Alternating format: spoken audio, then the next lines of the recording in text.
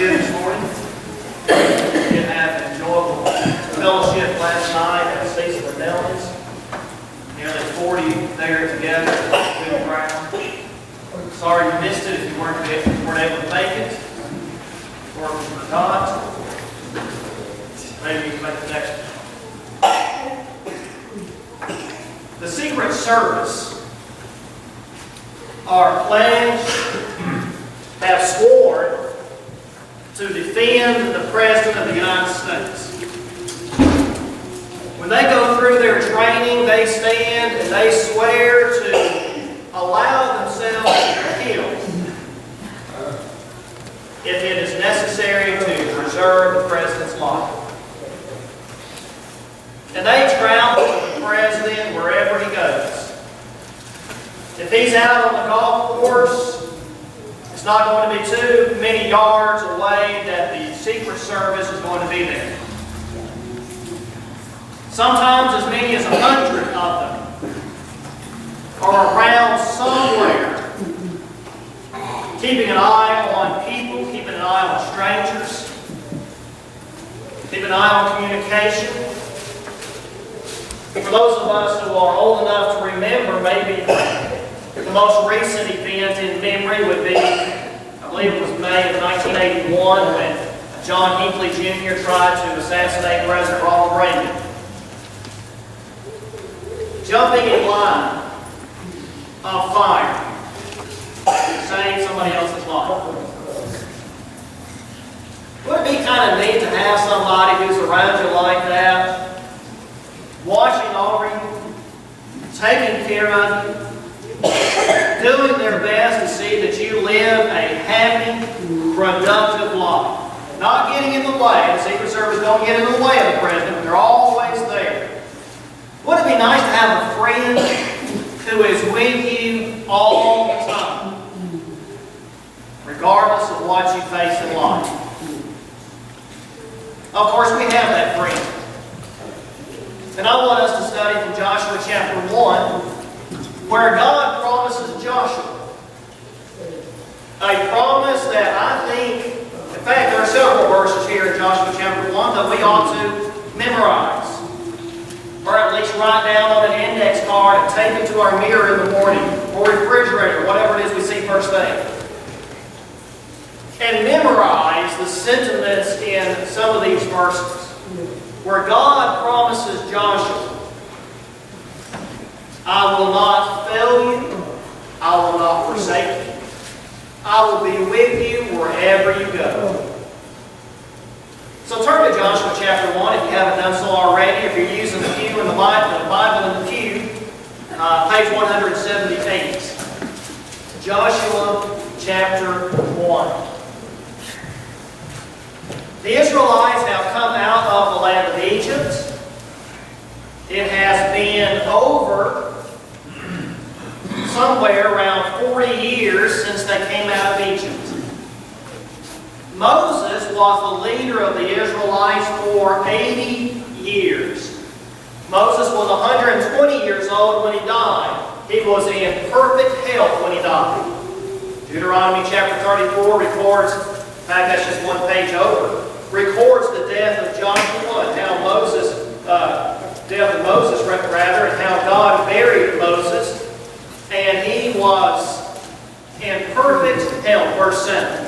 Although Moses was 120 years old when he died, his eye was not dim, nor his vigor abated. Moses didn't have back problems, he didn't have knee problems, he didn't have hip problems, he didn't have eye problems. He went up on top of the mountain, looked over at the promised land, laid down on the bed of the grass, crossed his arms across his chest, closed his eyes, and stepped into the spiritual promised land. Joshua opens, notice verses 1 and 2. Now it came about after the death of Moses, the servant of the Lord spoke to Joshua the son of Nun, Moses' servant, saying, Moses, my servant, is dead. Now therefore arise, cross this Jordan, you and all this people, to the land which I am giving to them, to the sons of Israel. Moses is dead. Twice that statement is made in those two verses. God is telling Joshua here, you have got to put your past behind you. Moses was a great leader. Moses was widely respected. He had some problems. The Israelites weren't always faithful under Moses, and their unfaithfulness at one point leads Moses himself to disobey God. But by and large, Moses was a good leader. Moses was a faithful man. And Moses, like I said, had been their leader for some 80 years. Could you imagine having a leader for 80 years? I've been reading a biography on Harry Truman. And in fact, Harry Truman was the first vice president to have Secret Service protection, for you trivia buffs out there. But President Roosevelt, 12 years. The most time we'd have a president in modern times would be 8 years. Could you imagine having a leader for 80 years? But Moses is dead. And he can't lead the Israelites into the promised land. And now God tells Joshua, Joshua, I want you to take over. Joshua was Moses' servant, the text says. The very first time we are introduced to Joshua is back in Exodus chapter 17. In Exodus chapter 17, the Israelites have come out of Egypt. They're on their way to Mount Sinai.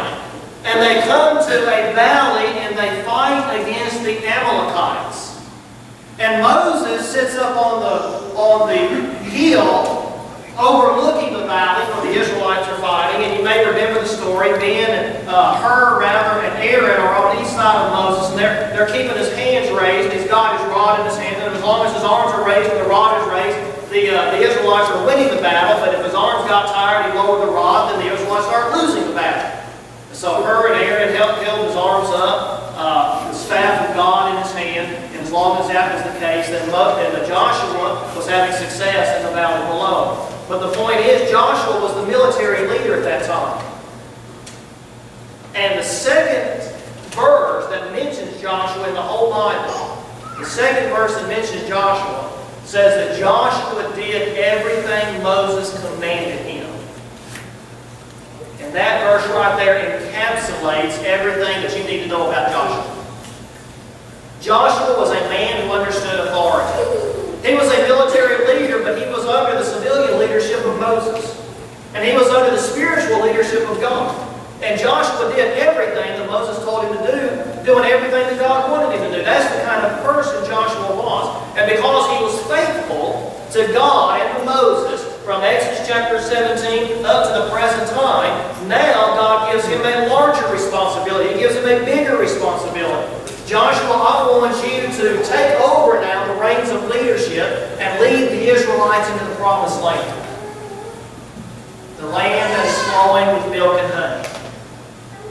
Look at verse 3 rather. Verse 2 is where he says, arise and cross the Jordan River in order to take over the promised land. Joshua, who wrote the book, apparently tells us over in Joshua chapter 3 and verse 13, 14, and 15 that the Jordan River was at its stage of the flood season. Every year at harvest time, when they got a lot of rain, the Jordan River would flood. And so when God tells Joshua in verse 2, I want you to lead the Israelites across the Jordan River, we need to understand what a challenge this was. This was not crossing Stoner Creek. Now, we don't know exactly at what section of the Jordan River flows from the Dead Sea down to the Sea of Galilee rather than the Dead Sea. We don't know at what point they crossed over. Of course, it was close to Jericho. But if this picture is anything close to the area of where they crossed, you can see where it would be a challenge to get some 3 to 5 million people across alive. Plus, the Jordan River is flooded. And so Joshua, no doubt, kind of scratched his head and thought, well, I'm not sure how I'm going to do that. But it's what challenge that God has set in front of Joshua. The challenge that is tied in with this idea that he is now got to fill the shoes of Moses. Now, most of us don't like to be compared with our predecessors, unless it's favorable. You can talk about my predecessor I want to, as long as I don't want to come out in the spotlight. So Joshua is filling the shoes of Moses, the leader, for 80 years. Could you imagine what's going through his mind? Could you imagine the weight of the responsibility of this leadership that he feels on his shoulders now? Taking over for Moses, a people who are not always as obedient as they ought to be. And before they even get over and take over the land, and they've got to do a lot of killing to do that, they've got to cross the Jordan River. But notice what God promises Joshua. Verses 3 through 5. Notice first of all verse 3. God tells Joshua, every place on which the sole of your foot treads, notice I have given it to you, just as I spoke to Moses. Notice the past tense there. This is the land that I have past tense given you. They haven't gotten the land yet. They're not living in the land. But God says, I've already given it to you. That's the gift of God. All you got to do is just go in and take it. I'm going to be with you. I'm going to lead you. I'm going to fight your battle for you. You need to obey me, but the land is already yours. You go take it. And notice the extent of the land, verse 4. From the wilderness and this Lebanon, even as far as the great river, the river Euphrates, all the land of the Hittites as far as the Great Sea, which would be the Mediterranean Sea, toward the setting of the sun will be your territory. A massive amount of land for these 5 million people, if they number as many as 5 million at this point. Now, they don't conquer all of that land. They don't inhabit all of that land until the time of King David and King Solomon. But it is theirs for the taking. And then in verse 5, no man will be able to stand before you all the days of your life. Just as I have been with Moses, I will be with you. I will not fail you or forsake you. Now think about the importance of that part of the promise. As I was with Moses, so I will be with you. What a promise for Joshua. What did Moses do? Well, among the things that Moses did, and you might say even the greatest thing Moses did, was he led the Israelites across the Red Sea on dry ground. Do you remember that? Well, what does God do with Joshua in chapter 3? He crosses that Jordan River on what?